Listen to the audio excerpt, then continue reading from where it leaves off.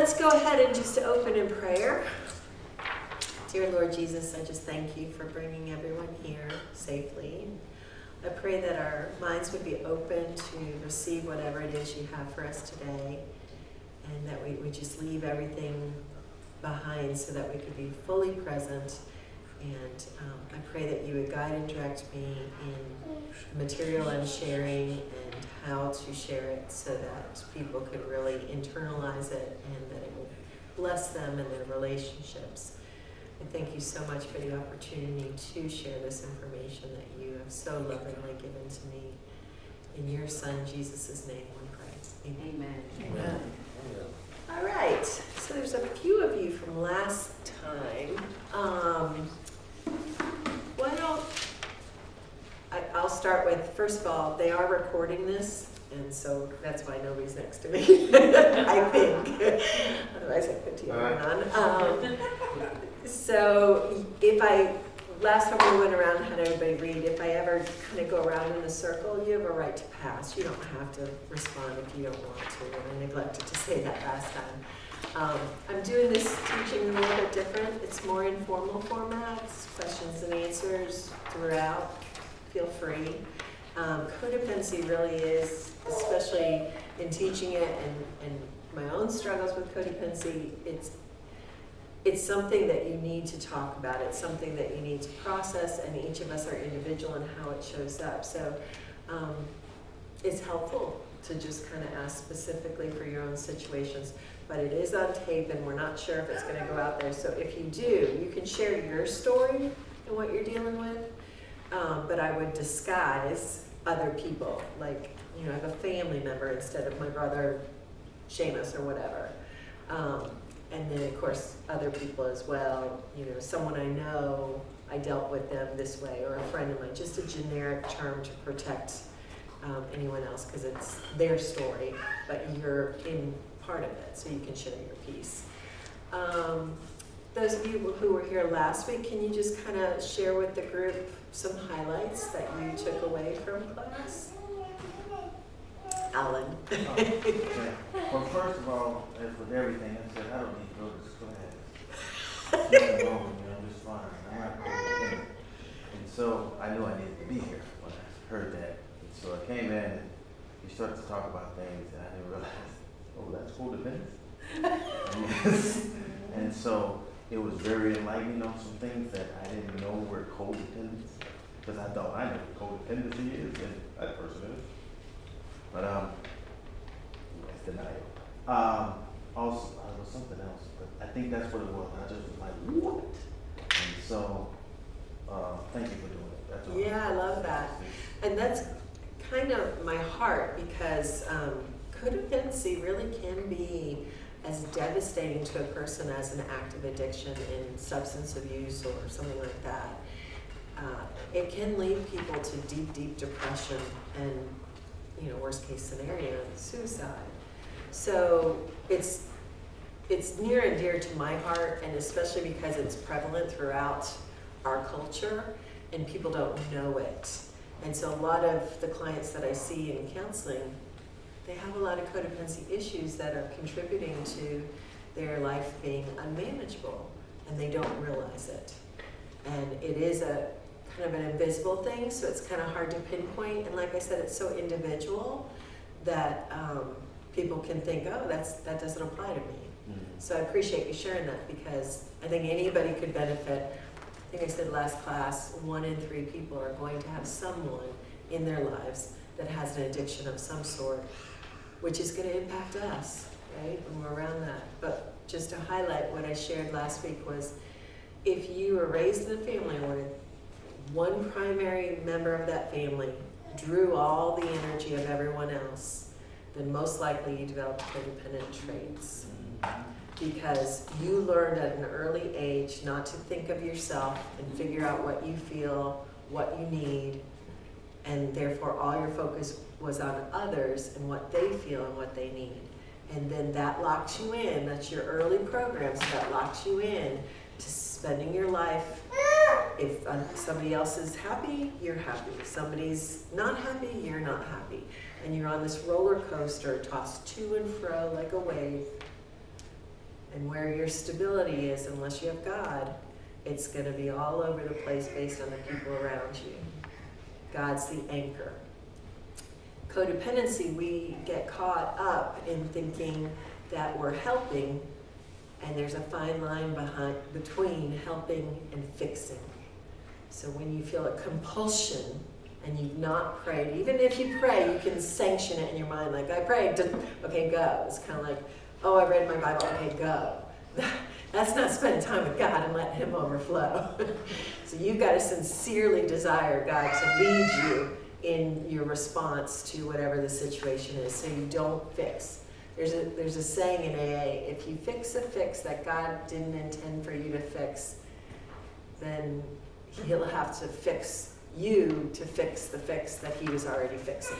I actually did that. Yeah, it's real easy to do. So helping is different from fixing. Fixing is for me. I have anxiety inside me. And I warned in last class too, this class is tough because you have to really look internal at your own motivation, and a lot of us don't do that.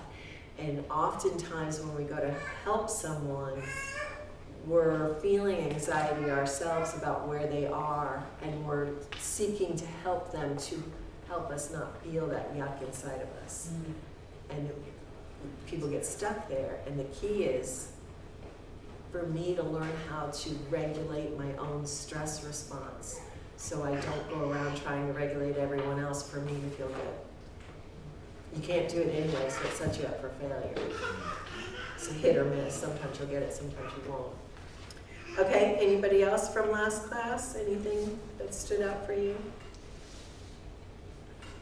Okay, and then we just kind of went over the definitions of codependency, and it's kind of summarized in what I said, growing up in that family where all the energy was to that one person.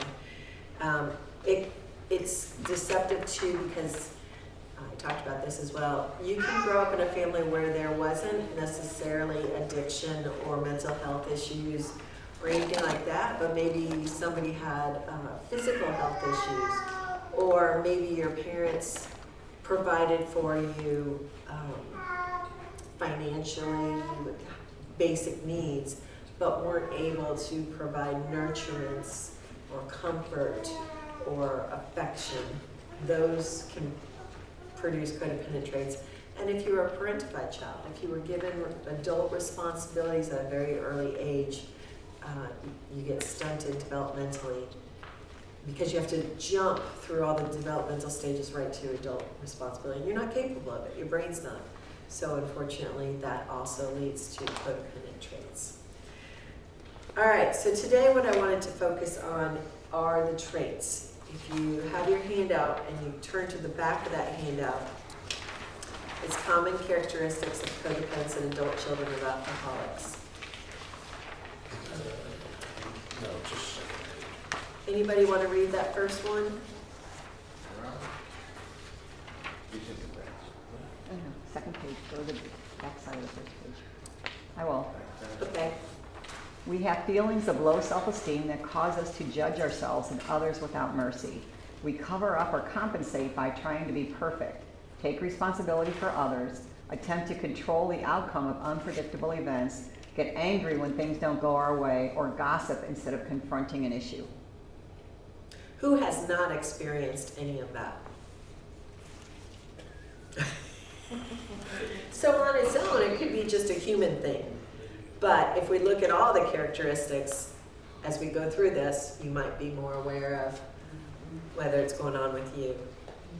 Okay, can anyone read number 2? I'll do it. Okay.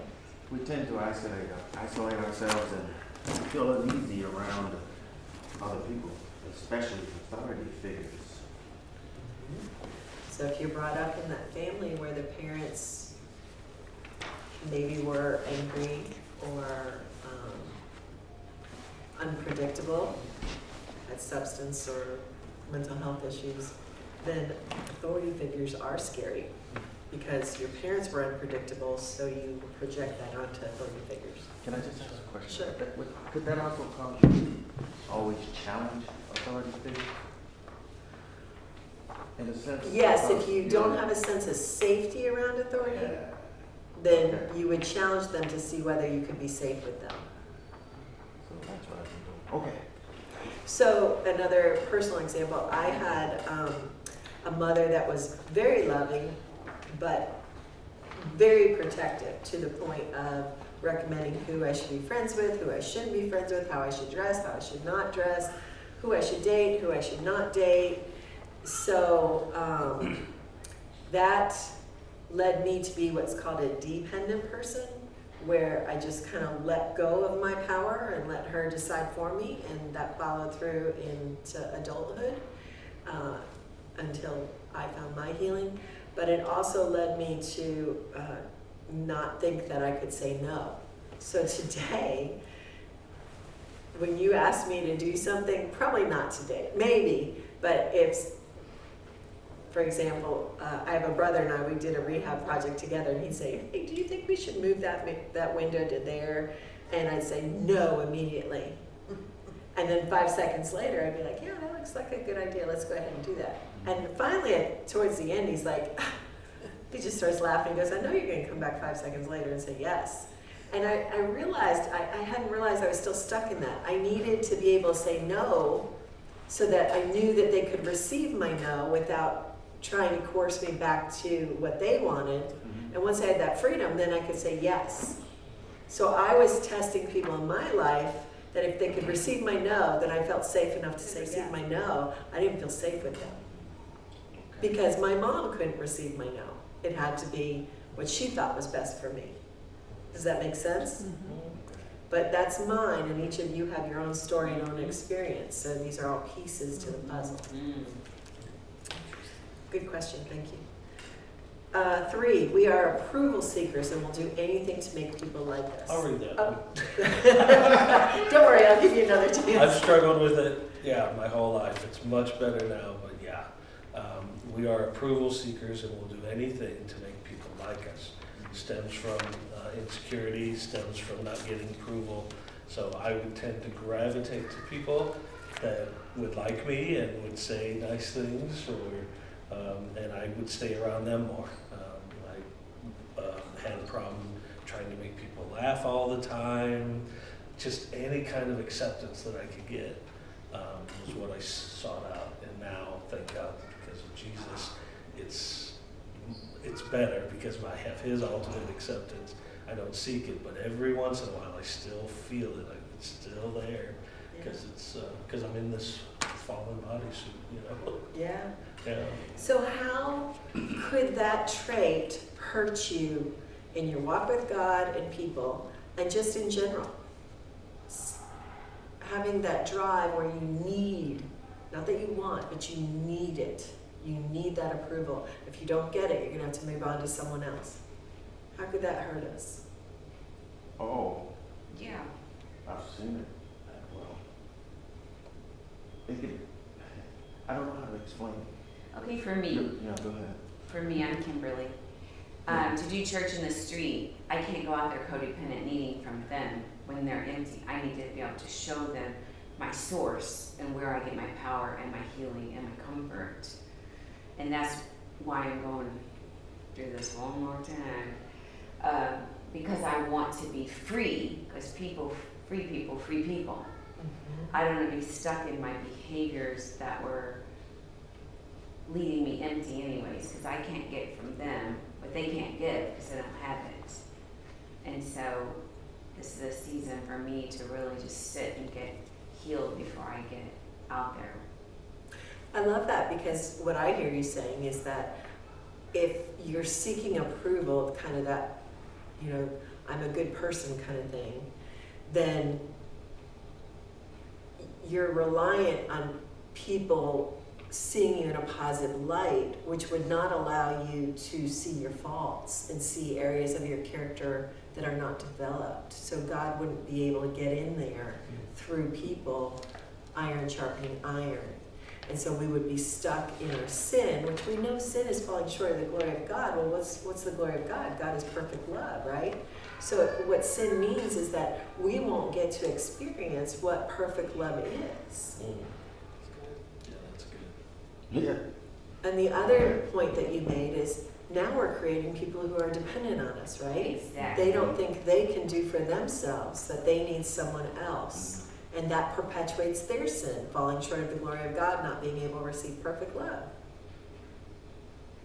Good point. Alan, were you finished with your thought? Did you? Well, I just saw someone, supposed to be this, they burned out after a while, where they were seeking everyone's approval, they would want to please everyone and would seek to, help people, whoever had problems, they wanted help, relationships wanted help, wanted to be the fixer of everything.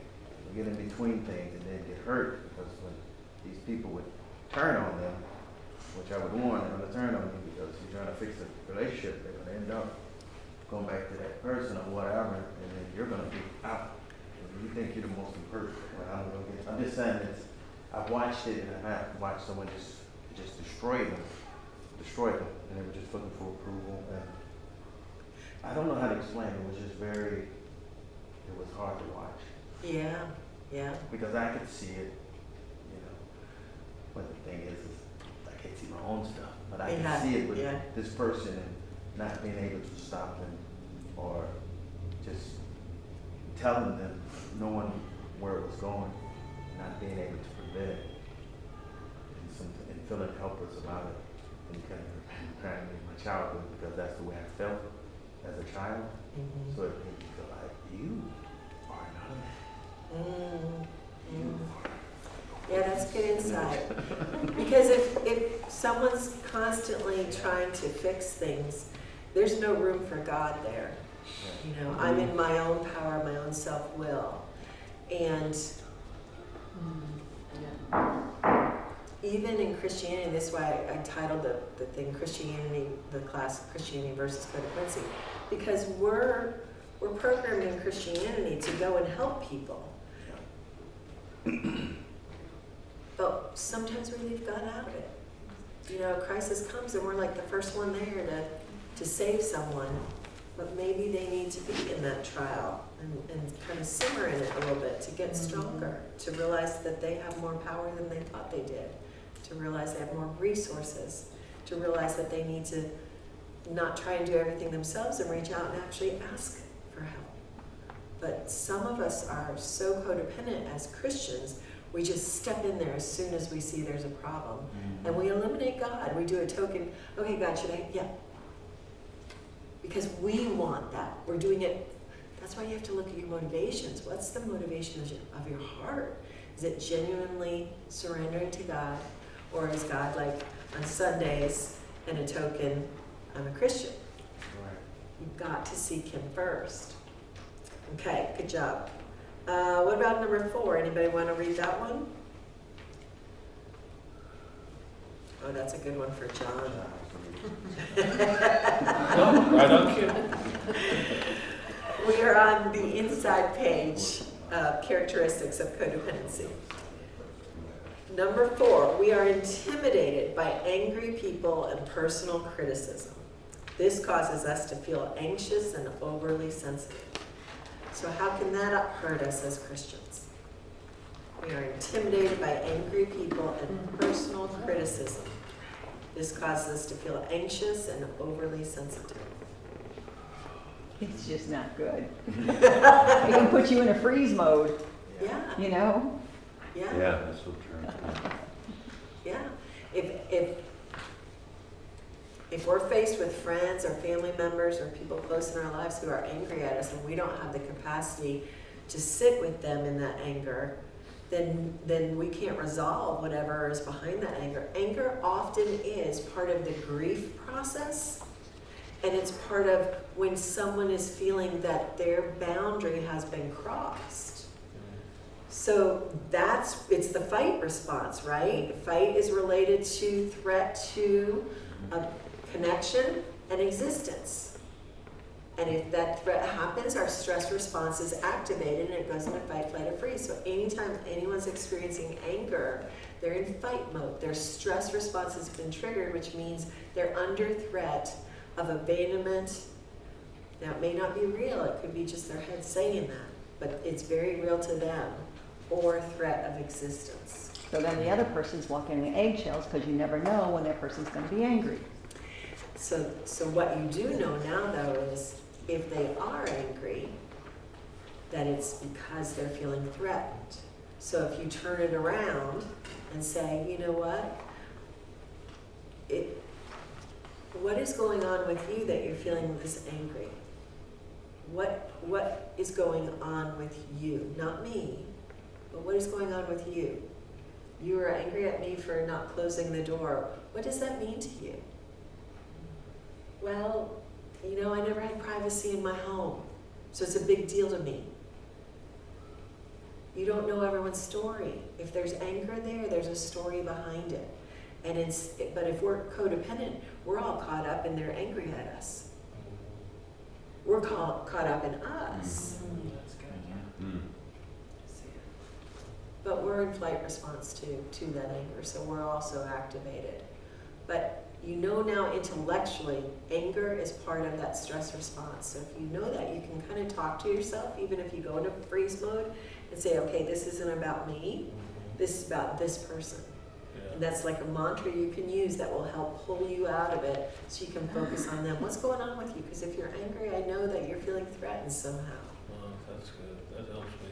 My boss is, he can get angry really quick just due to stress. Yeah. And sometimes it's not about you, they're just angry at something else. But even if it's a boss, if you say, hey, you sound really angry, is there something going on with you? Yeah. Then maybe he'll say, I'm not really angry with you, I've got something else I'm doing. I don't know if he'll go into deep whatever. But even his acknowledgement of his anger, we know psychologically labeling emotion does help to lower the intensity of Yeah, it. Candy gave me some great advice just not too long ago. She's like, well, he's upset about something. She says, what I do oftentimes is to say, well, you know, I hear what you're saying. Is there anything I can do to help? Yeah, yeah, You know, yeah. then all of a sudden it was, you know, and I've done that a couple times with people that were upset that I work with, instead of naming people. Again, though, you have to be careful because if you have codependency traits, you don't really want to take on that. So it's good to offer the help, but maybe, just a little tweak to that, you sound really angry. What's going on? It's the listening, it's the acknowledgement. You don't have to do anything except support and be there. And then if he wants help, Yeah. you know, or you can offer help. Just be careful that it's his anger that's not driving you to offer help. Gotcha. Because that's the little kid that mom's angry. If I get her a Coke, she's happy. Oh, okay. Okay. That's good. You know, so just be careful when you offer help. And when someone's angry and you offer help, it's really about my anxiety with their anger. It can be, not always, but if you have codependency traits, it often is. I'm sorry, Josh, you. That's good. I was going to ask, because I've seen this in other people's lives, can the people who are intimidated by angry people and end up being anxious and overly sensitive, I've seen people who, because of that, tend to relate anger to power and end up being this angry person as well. And they end up taking on that same anger as somebody else who used to scare them. Does that ever happen? Yes, that can happen. So sometimes you stumble across if you're angry, it pushes away what's threatening you. So if someone is here and they're saying or doing something that I don't like, because I'm going to be threatened if I have anger. So that anger, I stumble across it and then they just stop doing it. So now in my brain, it's imprinted, oh, if I just step up, then they're not going to do this anymore. And then it can generalize where I'm not going to let anyone walk all over me and I'm just going to use anger as my primary way of interacting. So that can happen. Again, how does it hurt us as Christians? You'll get your rights and your needs met at the expense of the other person. And eventually they'll leave that relationship because nobody's going to be close to someone who's angry all the time. That's again why I would turn that around and say, hey, you know, you seem really angry when I asked to borrow your phone. You know, what's going on? And then they can hopefully start doing some insight themselves. So that last part of that, overly sensitive, like so in the personality test, thinker feeler, I was all the way buried at the feeler. And so if somebody's angry, like I'm absorbing it. And so what I kind of catch myself doing is just completely shutting down, disconnecting. Yes. So what that is because you are a feeler, you will be more sensitive to the emotional energy, and you can take it in more than maybe someone who's a thinker. Your way of dealing with that would be to learn to get in touch with your body of when it's getting tense, because your feeling will relate to your body, and consciously relax your body. If you do deep breathing in the face of anger, you can maintain your groundedness, your sense of self, without getting dysregulated. So it's about helping yourself learn how to relieve your own anxiety in the face of someone else's intense emotion. And you don't have to run away. You don't have to run away internally. Mm-hmm. You can stay there and just practice. You can also ask for a pause, and you can be vulnerable and say, I'm feeling like I want to check out. This is not about you. This is just my response. Can you give me a minute? There are different ways you can do it, but the goal is to stay present, meaning even if you're physically present, if inside you've shut down, you're not present. Mm-hmm. So you've got to find a way, we call it grounding, where you're here in the moment rather than in your past. That's good. Just bounce off of that. That's the way I've dealt with just about all of my life. Because as a kid, there were things going on around me that I couldn't control. So I could go in my head and I could escape that. And I can do that now, where I can be in the room but I'm not there. I can be with the other person but I'm not with you. And it's a skill that can be good, but it's also one that's not so good, where I can just totally detach in the environment I'm in if the chaos is happening around me. Because as a kid, I just learned to do that because I couldn't control the environment. And I learned how to detach emotionally. Yep. You can be going crazy over here and I could care less and I could detach. You could destroy everything around me. You could probably hit me and I would just be like, okay, Yep. let's move on. Yep. So, Yeah, that's a survival coping mechanism you developed, and thank God you had it to survive the environment you were in. The problem with those coping mechanisms that we learned as kids, they helped us in childhood and we got out. But as adults, they don't help us. And so it's a skill that you'll always have access to. It would just be, the challenge is to learn how to not have that take over, where you are in control of it instead of it just happens and you have no say over it. So, because what John was saying is, it just goes there. You are saying, I can do that. So it sounds like you do have some control. well, sometimes it'll just go there without me knowing it. It depends on what it is that triggers me that I haven't recognized is a trigger. Okay. My wife is good at helping me recognize. Okay. Okay. That's not what it is. That is what it is. Okay. And so. So what you can, and actually, John, you can do this too, part of grounding, is when you're in a situation like that, look around you and notice what you see, notice what you smell, notice what you hear. Use your senses. Your senses will bring you back into the present, not the past or the future. So if you stay here in this moment, you can stay present. Oh, yeah. Okay. So it's a little trick you can do. Also, another thing is meditation. I think it's 10 minutes a day will help to regulate your nervous system so you're less prone to be dysregulated as life hits you with different things. Good questions, thanks. Anybody else on that one? No? Okay. All right, who wants to read the next one? I think we're on 5.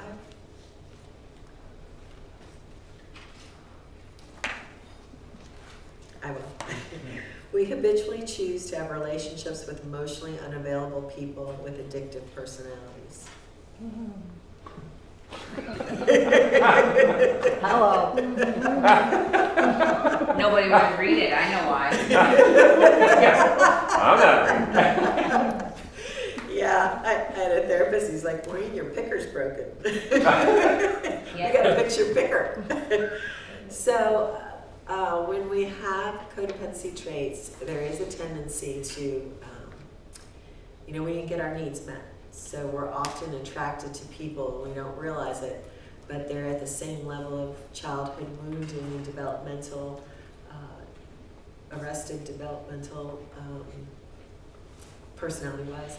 So their wound is the same. They wouldn't have had that emotional nurturance either. And so we recognize in them what we deny in ourselves, but we know is there on a deeper level that maybe we're not in touch with.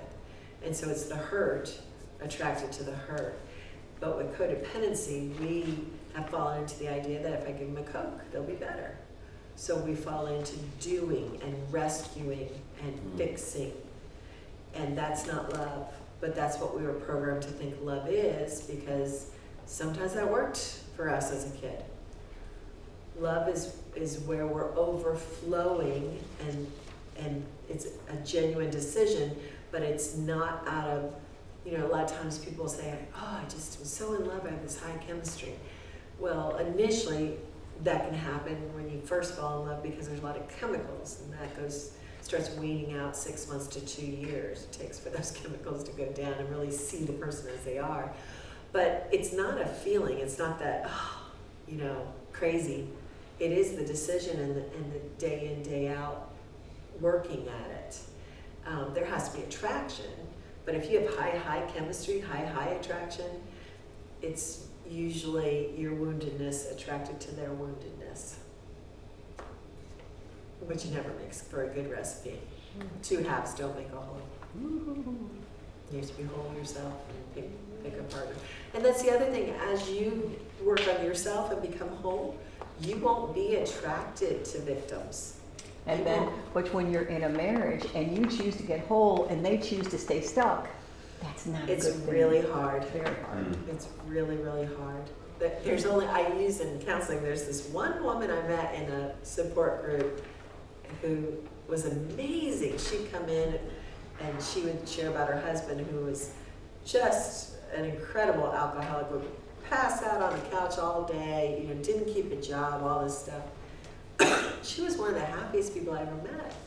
And finally I asked her, I said, how are you able to be so joyful when you're married to this man that really is just drinking himself to death? And she goes, you know, I realize that God gave me free will to do what I do with my life. And it's not my place to take that free will away from my partner. So if they choose to drink themselves to death, I hate it and I hurt for them, but that's between them and God. That's their free will. Mm-hmm. And that's what helped her, we call it detachment, that helped her separate so that she could be her person, he could be his person, and she could just enjoy the parts of him that she could enjoy. And she filled her life up with friends and groups and hobbies. She was an artist and a gardener and incredibly talented, creative individual, but one of the happiest people I ever met. And she'd been married a long time. She was in her 60s. So, yeah, Wow. you can do it, but not everybody has that. She had incredible faith in God, and I think that was the key. But it's hard. It's real hard. Anybody else have any I questions? just have to tell you what I'm starting to see is the characters, not the characters, but the people in the Bible. So this one is the woman at the well. So this kind of, instead of scriptures, I'm starting to see people in. Oh, that's cool. That's cool. That's why I love the Bible, because it talks about all this stuff. Yeah. So that one is the woman at the well. Yeah. Her picker was definitely broken. Okay. I think we're on number 6. Anybody want to read that one? I'll read it. Okay. We live life as victims and are attracted to other victims in our love and friendship relationships. We confuse love with pity and tend to love people we can pity and rescue. Yeah, so marrying those addicts and alcoholics, it's pity we feel for them. And we may not be aware of it, but it makes us feel good to have that sense of power because we grew up with the sense of being a victim in our families. So in our mind, it flips it. where we're never gonna, kind of like you were saying earlier, testing, we're never gonna be a victim again. So we pick people that on some level we kind of know we got a little bit more going than they do. Not a conscious thing, more unconscious. And we try to fix them. And in fixing them, we're also trying to fix ourselves, which it won't work because our wound didn't come from them, it came from our early childhood. But it is really common to be attracted to victims and to stay in those relationships way longer than we need to. I'm not talking about marriage there, that's, between you and God, but it's friendships. A lot of people are very loyal to people that have walked on them and taken advantage of them, and they just keep going. And,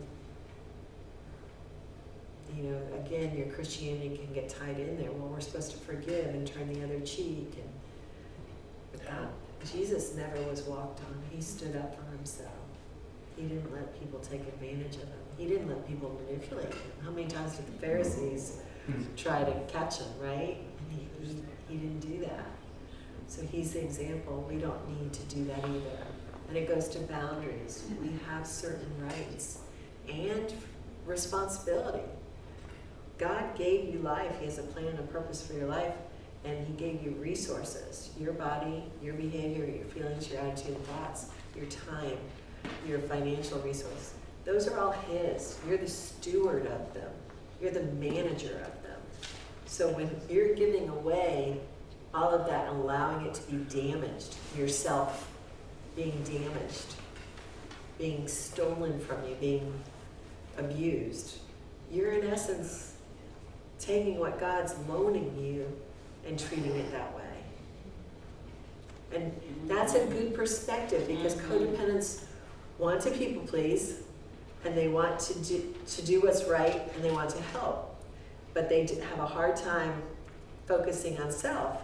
So if you focus that way on God, it can help you convince yourself that it's okay, that it's actually God requiring that of you, right? The rescue piece, I know, like when I met Diane, her father was very verbal abusive, he was an alcoholic. And at that point in my life, I didn't go, oh, I'm gonna rescue her, but that was what was in me, to rescue her. And it was like, oh, I rescued her out of that situation. There was even a couple of times, with her dad, I had like knockdown, drag outs. I'm like, hey dude, here's the deal. So I was this total hero rescuer. But and so once we got married, I'm like, well, I rescued her, got her out of that environment, but what I didn't realize is she was carrying 2 big bags of stuff from all that, where I was just like, oh, she's rescued, she'll be fine. Yeah. And man, that's been a journey. We'll be going on 40 years in May. Next, and it's just like, holy cow, us unpacking all our junk. Right. But you think, oh, okay, it's all going to be great just because we rescued, but then it's like, wow, then all those things that affected all that stuff. You're just clueless. I was so clueless. Yeah. Not that I didn't have a bunch of junk in my life either. I'm not throwing her under the bus. Right. No, I wish they would teach this stuff in high school where we need it. When we're starting to Great. and it would prevent so much, but they don't. Just so you know, John, I didn't know if we were gonna, we're taping these, if we go out, Diane's here at the church and all, but what I suggested was maybe if we have a story that we kind of cover up. Oh, okay. But you're okay, I just wanted to remind you it's on tape, and if it's out there, I don't know if Diane will. She has talked about this, so I think you're she'll good. Be fine. Yeah. All right, number 7, we are either overly responsible or very irresponsible.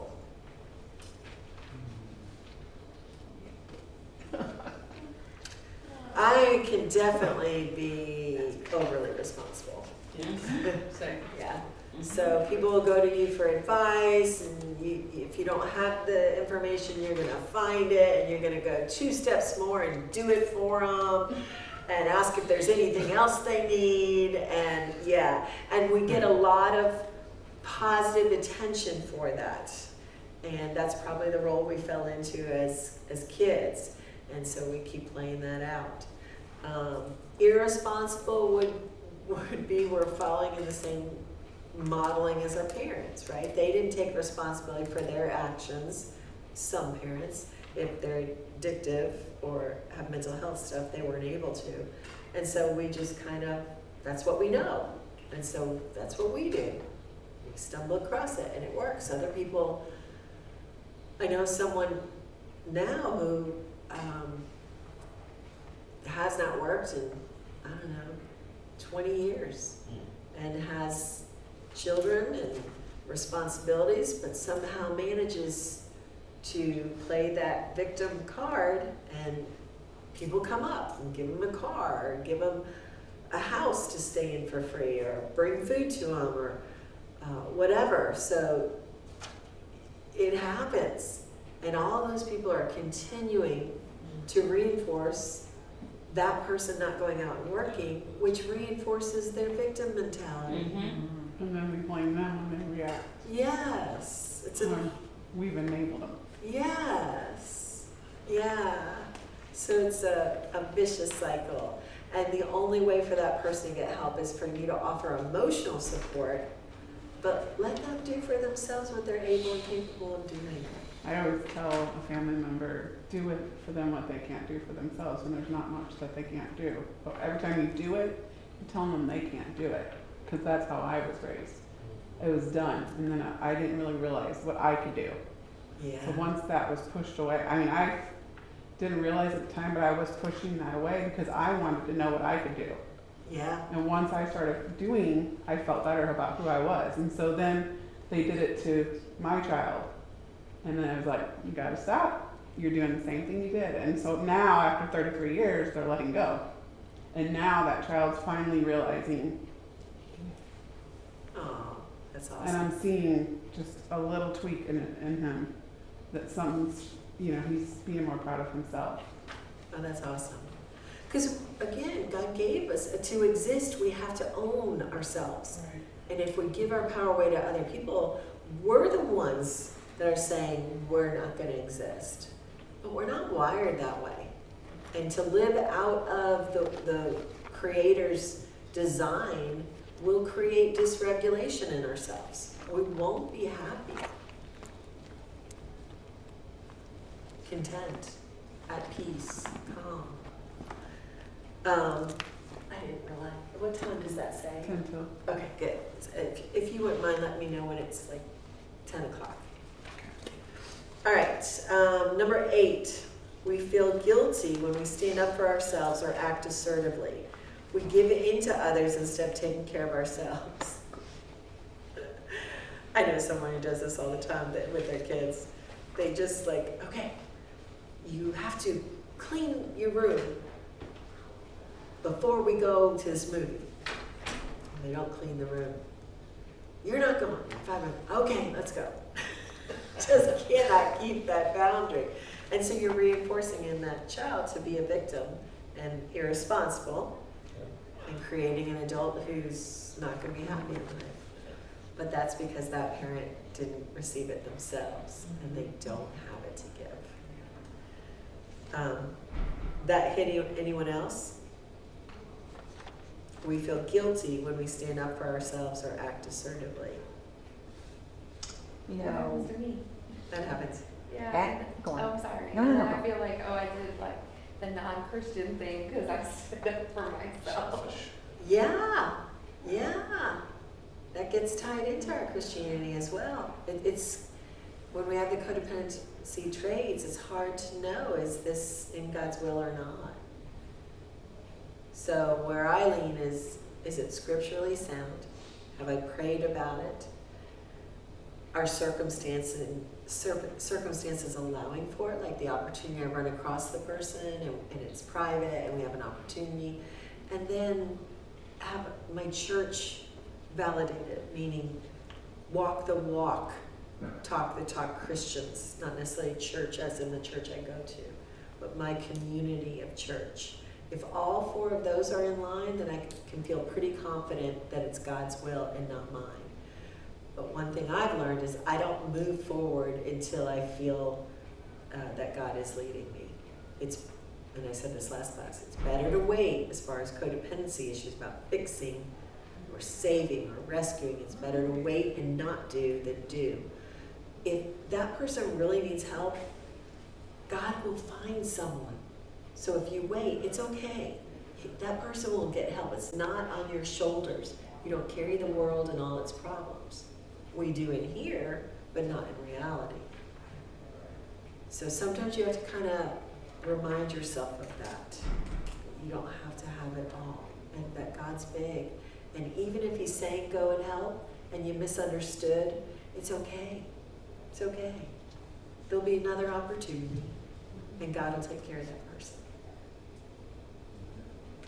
Somebody else was saying something, Sue? You were? Okay. All right, number 9, we deny, minimize, or repress our feelings from our traumatic childhoods. We have difficulty expressing our feelings and are unaware of the impact this has on our lives. This is huge. I do this almost with every client I have. I start with trying to get them in touch with feelings, finding a vocabulary with feelings. Most of us grew up in homes where our parents didn't have this information, and they were trained differently. Children are to be seen and not heard. And so there was no, oh, you seem really upset, do you need a hug? There was none of that. It was pretty much, go to your room, I'll give you something to cry about, don't talk back to me. I'm the parent, you're the child. When you have your own home, you can decide for yourself. All those things which are true and valid, but they totally invalidate the child's feelings. And so you don't want to, now we've swung, right? The pendulum on young adults now, young parents are like kids that have the power, and they dictate to the parents what goes on. When parents go to school and rescue the kids from receiving an F. How many schools rescue kids who don't turn in homework and pass them on anyway? That is not good. It's enabling them and teaching them not very good traits for themselves. So, you want to tap into your feelings, which are all synonyms to 4 primary: mad, sad, glad, and afraid. Take those 4 primaries, and then there's a continuum of intensity. So it may be annoyance to enraged. If I say I'm really annoyed, you're going to have a certain response. If I say I'm so angry, I'm full of rage, then that's going to produce something different in your reaction. So if I'm trying to set a boundary with someone, said I was really annoyed the other day when you said you picked me up at 5 and you didn't show and I had to walk home an hour. Well, they're thinking no big deal. But if I say, I am so enraged with you right now for not picking me up when you said you would, I can't even talk to you. That's a bigger deal. So you have to know your vocabulary to articulate and help other people understand where you are, and for you to understand where you are. If I am feeling intense feelings, and a lot of them, for me, I need to get away from people. I need to regulate myself, and that for me is time with God, just being prayerful and at peace or in nature. And then I can think more clearly, and I don't react, and I make wiser decisions. Of course, I'm getting guidance from God, so that always helps too. But in that moment, if I'm feeling all this and I can't articulate the feelings, guess what? They stay inside like a big ball. That means dysregulation. That means I'm going to go into fight, flight, or freeze as well. And that means, most likely, my fight is going to be to fix and to rescue. And I'm going to continue hurting others and or hurting myself. Does that make sense? Any questions on that one? Okay. 10, we are dependent personalities who are terrified of rejection or abandonment. We tend to stay in jobs or relationships that are harmful to us. Our fears can either stop us from ending hurtful relationships or prevent us from entering healthy, rewarding ones. I know the person this is about. Me. It's a good start, yeah. Dependent personality. Does anybody know what that means or have an idea? You're dependent on them because they're actually giving you what you think you need, but you really don't need because it's harmful. Would that be right? Close. You are depending on others for what you need, and it could be what you don't need. It could be harmful. But it's where you have been programmed by yourself or by your environment or by your parents to believe that you don't have what it takes to survive. And so our drive for connection gets haywired, and we think that others are more powerful and smarter and whatever than us. And so we cling to other people out of fear that if we don't have people in our lives, we won't survive. And I'll give you an example. So I told you my mom was overprotective. Well, there was something that happened in our family, a family crisis, that because of that issue and that person getting hurt, my mom became more protective. And so, and the way that was dealt with that person, there was some abandonment issues. Parents did the best they could, but unfortunately my little mind didn't understand everything, and so I told myself, wow, if you get in trouble, your parent will abandon. And so that led to clinging, because as a kid I knew I couldn't survive without my parents, so I cling. So how could I say no to my mom and do what a normal teenager does, which is say no and sneak out or whatever? I became very compliant and dependent on pleasing my mom to feel safe. And unfortunately that generalized to people as I left the home until I found what my issues were and dealt with them.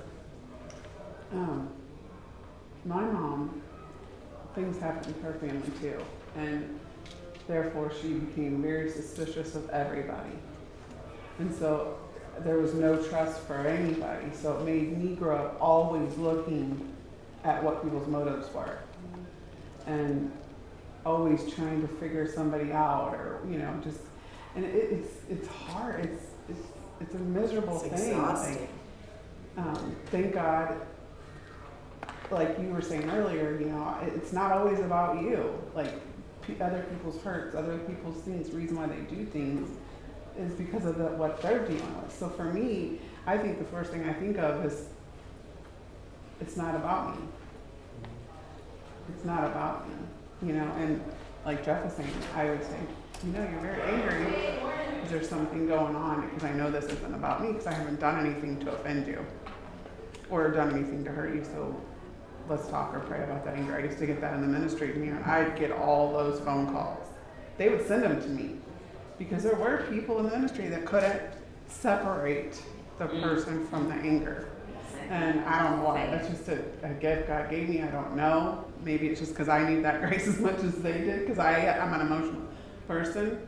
And so I understand how we live out of our emotions sometimes, and sometimes we let it get the best of us. And so, constantly always trying to read people, like their motives. Yeah. And be suspicious. And unfortunately, if you have that mindset, then a lot of times you'll find what you're looking for or misinterpret it. So, and if that had switched to that God is your defender, He's there and He's going to reveal to you through the Holy Spirit if that person is someone who you can trust or isn't. And again, we're doing it in our own strength, right? We're trying to determine. And we can't control others. And that's part of it too. It's more about the people that are closer to me than the people I don't know. I'm okay. I can do better. Gotcha. So Gotcha. it's always like trying not to be offended. Gotcha. You know what I mean? Yeah, so that's a safety issue. That would be the trust is there as to, can I trust that they're going to meet my needs? And if there's repetition where they have not, then history, repeats itself. So then you have to have good boundaries. Good insight.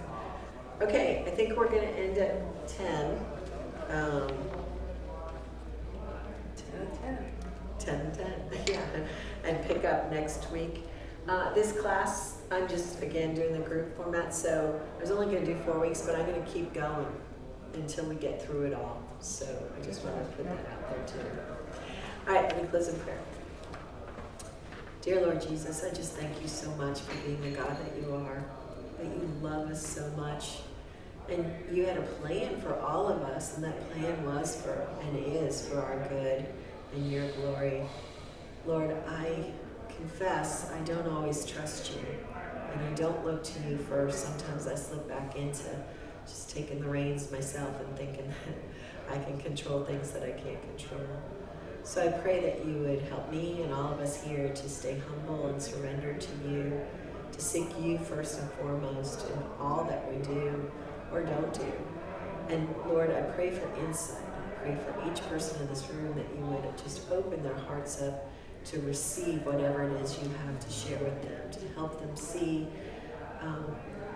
anything in them that needs to be ministered to you or ministered to by you or others, and that they would have the courage and the faith to allow you to do your good work on them and myself. I'm included in this, Lord, that you would make us white as hyssop, and you would make us more and more the image of Jesus, of pure love, that we would overflow and we would help from a place of love rather than a place of deficit and void and manipulation and yuck. I pray for the service today, for all the musicians and staff and preaching, whoever's preaching today, that you would be with us and the Holy Spirit would just rain down on us and that we would go forward in your presence. Amen. Happy birthday to John. Happy birthday to you. Happy birthday to Jeff. Happy birthday to you. What was that?